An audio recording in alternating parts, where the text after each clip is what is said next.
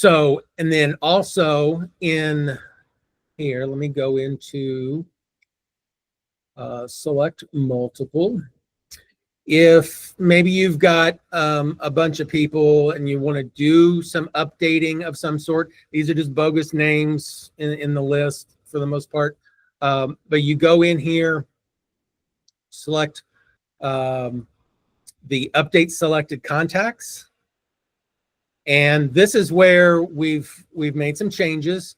I've gone ahead and added in the language piece for you. So if you want to update a bunch of records and make them all Spanish, you could certainly select that. I also allowed you guys to update the city, the state, and the zip. You know, if maybe you've got some states that have the abbreviation, some states you have the full name in there, and you want them to look consistent, you can go in there and do a mass update of state or zip or even the city. So do some, you're able to do some cleanup and stuff in there.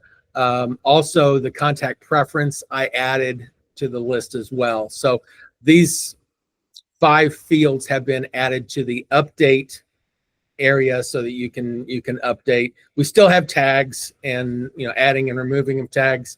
It's just that it's down below.